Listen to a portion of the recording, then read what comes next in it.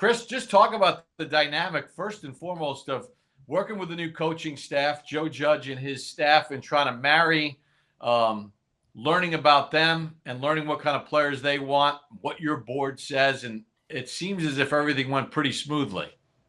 Yeah, it was a great weekend for the Giants. We had a great draft. I feel like, we'll find out in a couple of years if that's true. But the process of working with the coaches really started day one when they got in the building back when we were working back out of Quest. We got together. I got together with Joe very early in the process, kind of talking about each position, what he looks for in each position, what kind of athletes he likes.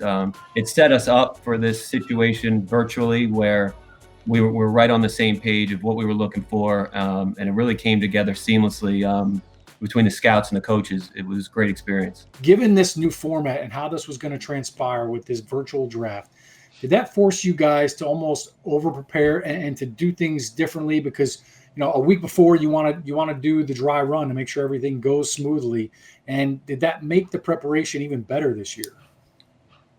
Sean, I wouldn't say it was better because I think the last 2 years as we've been doing this, Dave and I, we've been ultra prepared. That's been the best thing we've done is we've been so thorough. So I don't think that changed as far as we weren't any more detailed than we were in years past.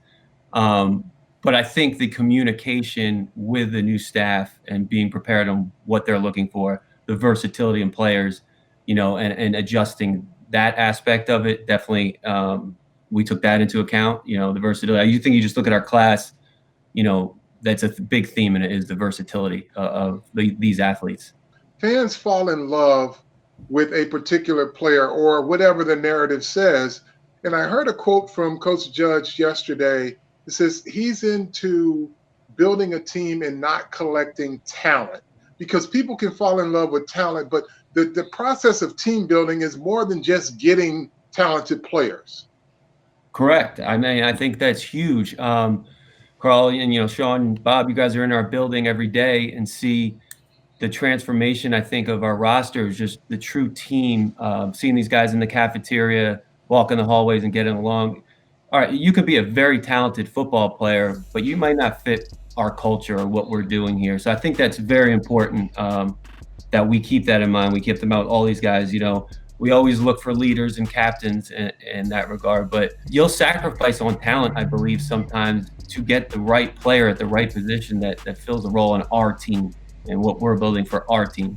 Chris, I want to focus on Andrew Thomas, the 4th overall pick. I'm just curious, how far back did you guys really fall in love with him? And when it came time to grading him, was there anybody close to him when it came down to the pick and you realized that, all right, those 3 guys are gone ahead of us? So I'm just curious how that played out.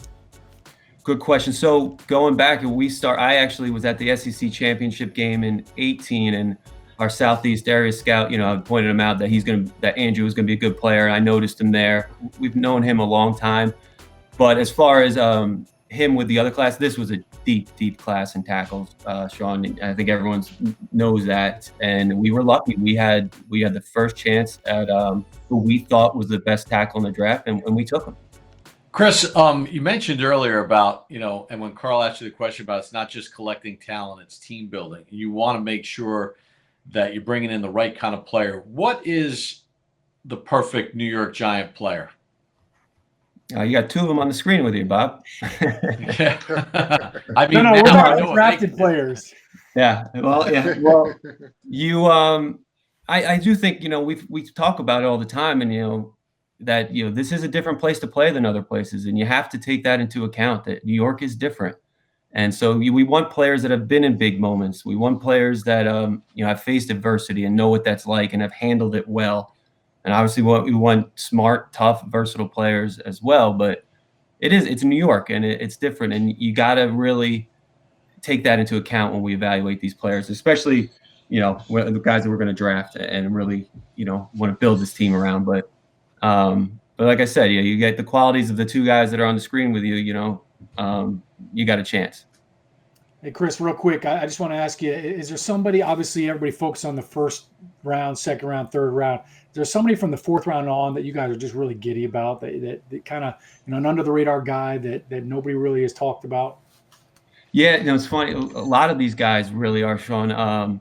Darnay Holmes is someone, we interviewed him down at the Senior Bowl. He's really at the top of it, just the way he came in and took over the room. And he's one of the hardest working players I've evaluated in my career. All the stuff I've gotten back and all the positive qualities about him. I'm really excited what he's going to bring to our team. I think Matt Pert's going to develop into a really good player. I'm excited to see how he's develops going down the line.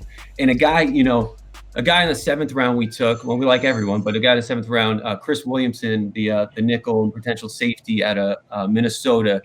I saw him in a game this fall, and he just kind of stuck out to me. There's a little something about him. I think he's tough. He's got some unique qualities that versatility, like we talked about. I'm excited to see really all these guys work. Chris, final question. Obviously, once the draft is done, there's the race for the signing of free agents. Now, just explain how important this is and how you do it and try to do it virtually.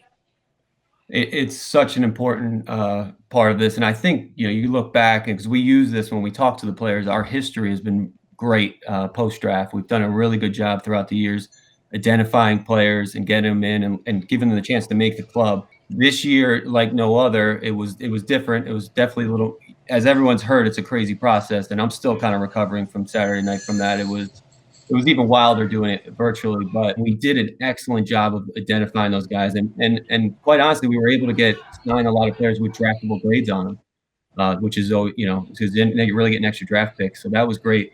But it was wild doing it virtually. We had at one point all the coaching staff, all the scouting staff in one big Zoom. There was about 60-something heads on my screen, and we're trying to, a lot of egos managing them. But we got through it.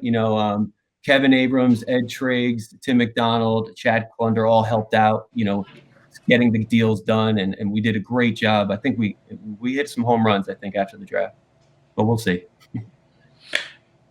Well, Chris, we appreciate a couple minutes. Obviously, it's been a whirlwind of a week, not only a week, the months since we've all been together, but we appreciate you sharing a couple minutes with us, and congratulations. Thank you. Really appreciate it. Hey, Giants fans, Saquon Barkley here. You want to see more videos? Subscribe below.